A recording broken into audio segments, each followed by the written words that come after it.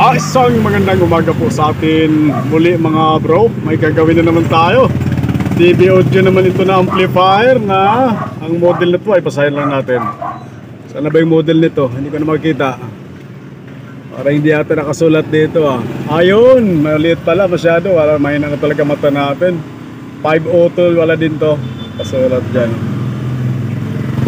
DB audio, concert tuloy. Yan ang model niya. Ano ba ito? Hindi ko masyado maano.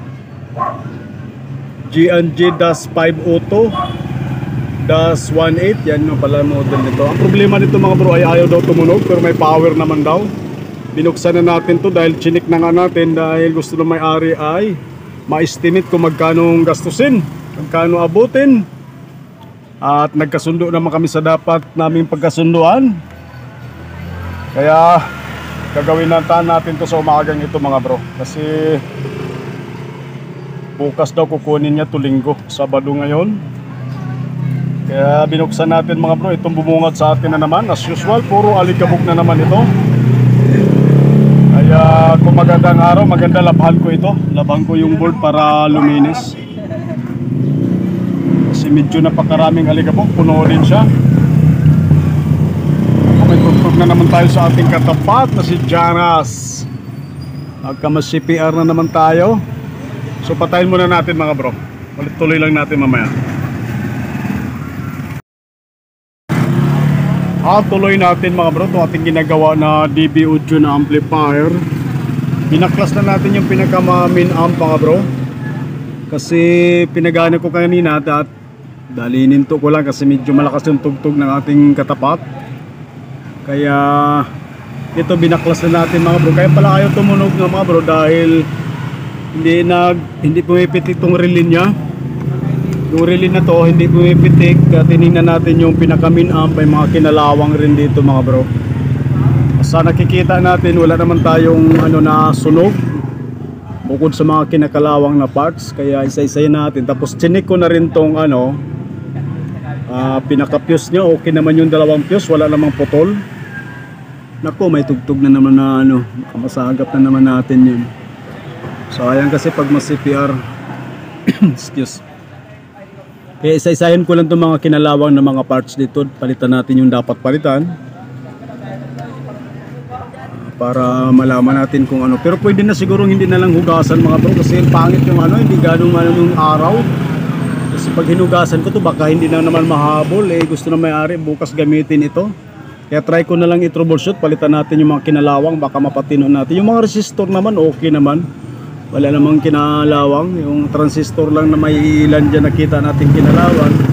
Kaya check natin, o kaya palitan na lang natin yung mga kalawangin na ng mga transistor. Kasi pag mga kalawangin na medyo dispalinghado na yan mga bro. Medyo kung gagana man yan, baka hindi na nga titino. Kaya mas maganda palitan na lang. So isa-isahin ko lang yun mga bro. Update ko lang uli kasi may tugtog na naman tayo nasasagap. So update na lang uli mamaya. Tuloy natin mga bro. Inisa-isa na natin lahat ng transistor dito sa ating main amp mga bro, left and right. So may nakita tayo may mga kinalawang na halos putol na 5 piraso mga bro. Tapos lahat ng transistor dyan isa-isa na natin mga bro. Nilinis natin mga paa. Yung mga natira dyan na-check na natin yan. So sa ngayon yung 5 lang ang nakita nating sira. Yung mga resistor okay naman. Bali 4 na 2in 5551 at saka isa na 5401 mga bro. So try nating palitan yan. Titingnan natin kung ano sira boss? Charging pin. May dala kang charger nya? Anong gusto mo? Irekta na natin para mas matibay. Magdala ka ng wire, yung wire lang. Yung wire ng charger ganito. Para irekta na natin, ihinang mismo sa ilalim dyan. Wire ng charger? Oo. Para mas matibay. Okay. Iginagay mo na lang dyan sa ilipat ko na lang, okay? Para singit natin. Mura lang. Kaya dali mo na lang muna yung titingnan natin kung mapanda. Magdala ka lang ng wire. So may customer lang tayo mga bro na nagdala ng Bluetooth speaker. Singit din natin mamaya. So sa ngayon, yung 5 transistor papalitan natin mga bro. Titingnan natin kung mapatino na natin yung bias nitong ampli natin ginagawa. Bali ang output pa lang ginagamit dito mga bro ay 4 lang. Hindi katulad ng mga 5 auto na original ay 8. So itong sa atin, itong ginagawa natin na DB Audio ay 4 lang. So try natin palitan muna yung 5 transistor. Titingnan natin kung mapatunog natin. Kasi yung mga resistor okay naman, wala namang kinalawang. Inisa-isa ko na rin yan. Nilinis na rin natin mga paa. Okay naman. So try ko lang palitan. Alamin natin kung mapagana na natin kagad ito.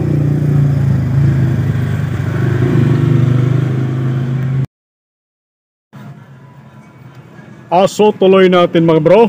Napalitan na natin yung 5 na transistor na ano. Yung mahaba ang paa niyan mga bro, yun na yung mga bago. Ito yun. Saka ito, saka yan. Bali 5 piraso yan mga bro, yun naman yung luma.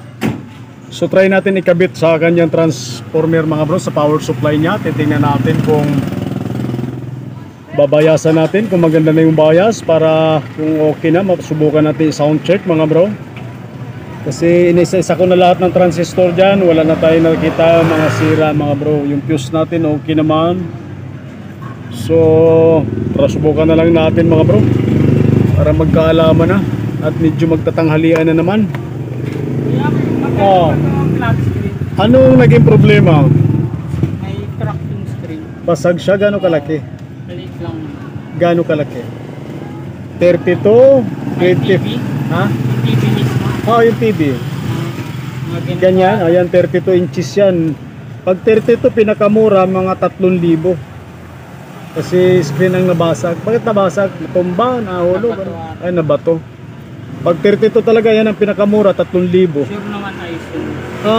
Pag may available na screen, anong brand pala yun sa'yo? Hindi ko naman tandaan. Dalawa kasi yun yung isa. Ano to, tapos yung isa naman. Ano naging sira nung isa? Parang hina na yung ano niya. Yung ilaw? Ang ganda na dark na lang. Tingnan natin, baka mas madaling gawin yung ano. Naghina. Or kung gusto mo naman, ano ba yun? Parehas by Smart TV yun? Oo. Kung gusto mo naman, kung mas maganda yung nabasag, kung okay naman yung screen ng isa, pwede natin ilipat para mas makatipid ka. Labor na lang babayaran mo, no? Magkano labor nyo? 1,000 pa ganun. Okay. So, tuloy natin mga bro. May nagtatanong na tayong customer, baka sakaling dalhin niya. So, pakabit lang natin sa ano, power supply niya pala mga bro, para magkaalaman na.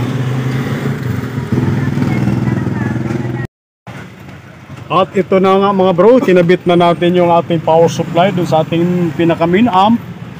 Binayasan ko na rin yan mga bro, normal na yung bias natin. So i-sound check na lang natin para malaman natin kung maganda na yung tunog nito, left and right. So sa ngayon, gamitan lang natin muna ng tweeter. Yung mahiwagang tweeter natin, titingnan lang natin, pakiramdaman natin kung malinis yung tunog nya. Para kung maganda na yung tunog parehas left and right, salangan na natin na malaking speaker. So power on tayo. Yan. So hindi natin kabit, ito taplong man na natin mga bro, pakiramdaman ko lang yung tugtog, tunog nya. So subukan natin. Ay, lipat natin ang tugtog. So yan. Dito tayo sa right ba ito? Okay, right. Okay. Ito sa right muna tayo. Yun, magandang tunog ng right. Dito tayo sa left naman. So okay, left and right natin. Ito right, magkasama lang kasi ito sila. Ito naman yung sa left din, magkasama sa kabila. So maganda na yung tunog natin left and right natin ng ating subukan natin kabitan ng malaking speaker. Titingnan natin para malaman natin kung maganda nga ang tunog. Patayin muna natin mga bro, kabit ko lang yung malaking speaker. So kabitan na natin ang malaking speaker mga bro. Sound check natin kung maganda na yung left and right natin. Power natin, volume tayo.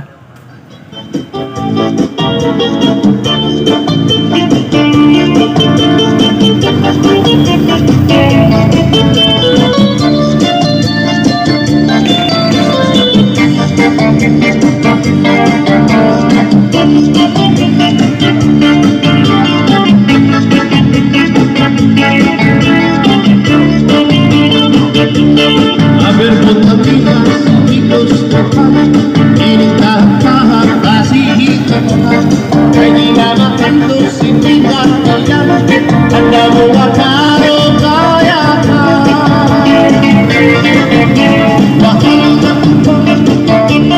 Mahal na ba ng langit? Dili na mo puto, dili luwag mabait. Matinaw daw tubig, bagay gulat. May problema rin yung bus and treble niya mga bro, hindi na nagbabago kahit anong pihit. Dili gulat. So palitan din natin yung bus treble mid high balance mga bro. Is bagay lumipatata. Iyan mag-ilog. Tapos pati yung mic, i-condition natin. Maganda na yung tunog, kaya lang hindi makontrol yung tone control natin. Yung bass treble, hindi nagbabago kahit anong pihit mo. Ay di na makantong sintingan. Handa mo makaro kaya ka. Tagay na pakero, tagay na ayaw balikan. Urbaya ito, inubag malakas. Matinaw daw tubig.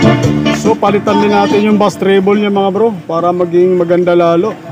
Para isang gawaan lang, pati yung mic pinapagawa rin yan para makakanta raw siya mga bro.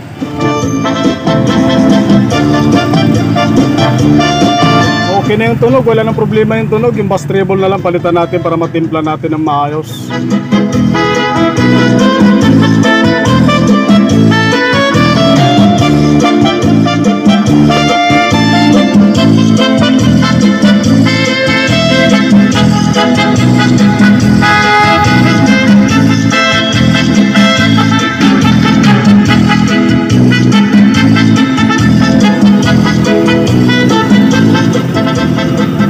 So palitan lang natin mga bro para matapos na ito. Pero magtatanghalian muna tayo pala, alas 12 na mga bro. Pagkatapos tanghali, tirahin na natin.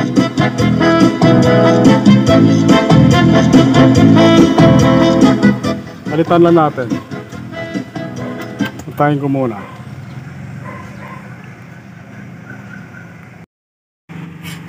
Tuloy natin mga bro, napalitan na natin yung bass, yung low, mid, high, tsaka balance mga bro. Ito yung luma. Ito na yung mga bago mga bro. So power on natin. Volume tayo.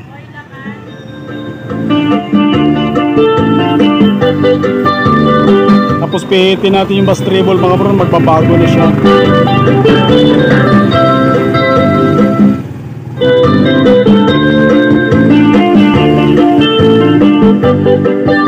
Yan. Yun oh, may pagbabago na mga bro. Kanina kahit anong pihit natin, wala, hindi nagbabago yung tunog. Ito naman bass. Yan.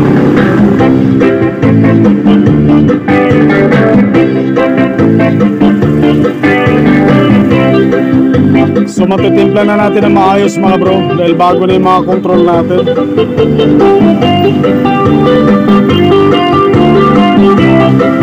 Medyo babad lang natin mga bro.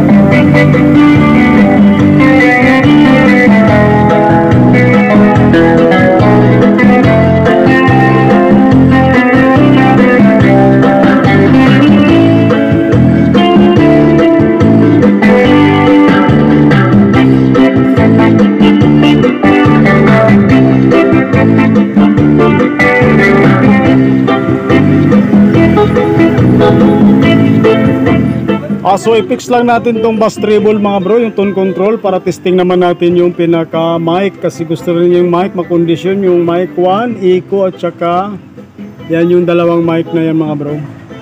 So testing rin natin kung tutunog ba para matapos na mga bro.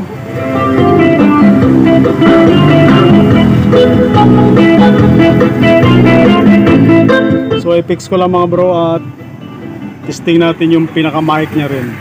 Maganda lang kasi ito magkahiwala yung board ng mic at saka yung sa tone control natin. Hindi katulad na yung 5 button na concert na magkasama lahat yan. Sa kanya dito magkahiwalay. Kapalitan lang natin, testing na, i-fix ko lang pala mga bro muna para matesting natin mic.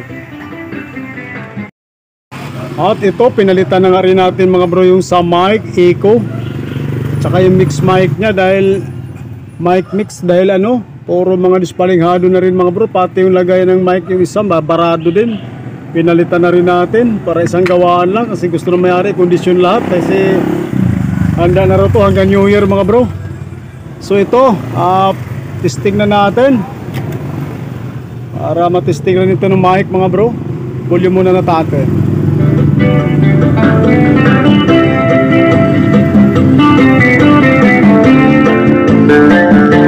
So testing na natin yung mic. Gamitan natin yung mic natin na ayaw ipahiram na napaka-exe lang. Talagang sadyang panisting lang siya. So try natin ikabit. Dito muna tayo sa unang mic na nakalagay.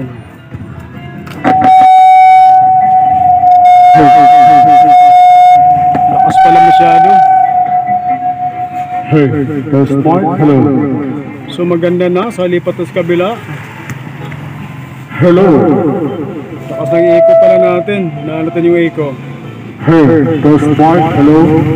So kondisyon na yung ating mic mga bro kasi bago na lahat ng control.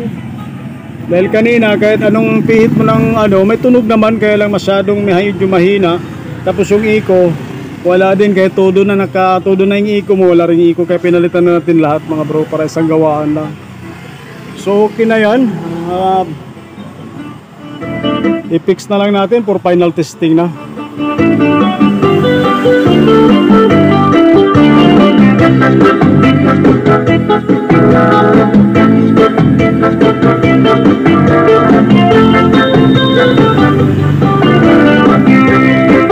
Medyo mababa lang video mga bro dahil maraming pinalitan.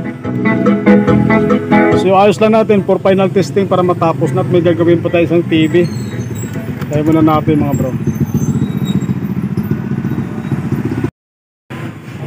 So final testing na natin itong ating ginagawa na DB Audio mga bro na medyo napakaraming pinalitan. So power on tayo. Lipat lang natin ang volume. Tugtog mga bro.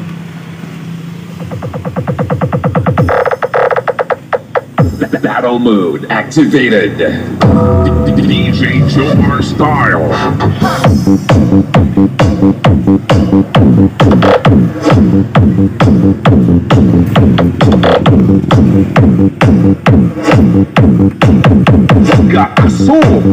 Gaaso-aso.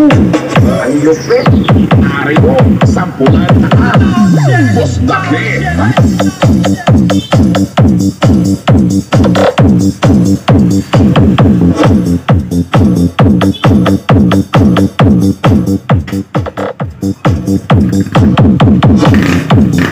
Isa ka lang.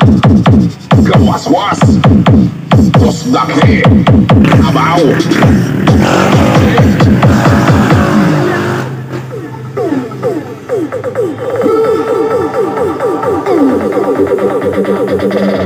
Kumbahan kamayan ka na okyap o bomba.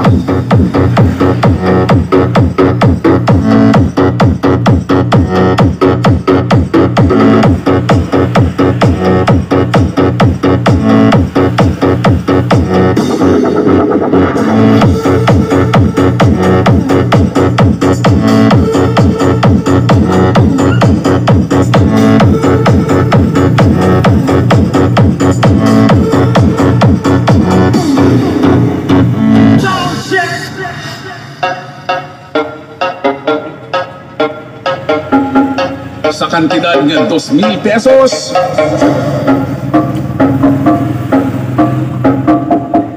Bombahan na masunog amplifier.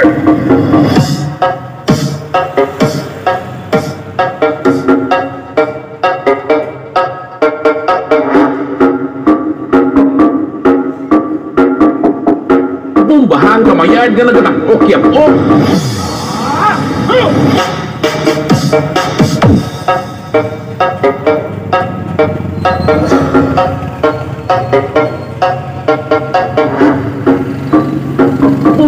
tutulo agud mapingas unto kaupod mo.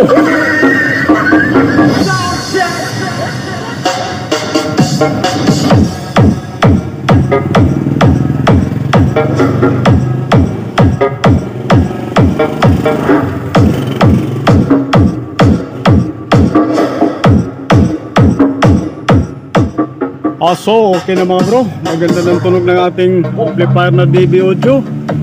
Maraming salamat sa inyong panonood mga bro, at magandang hapon po sa ating lahat. DJ Jomar of the United.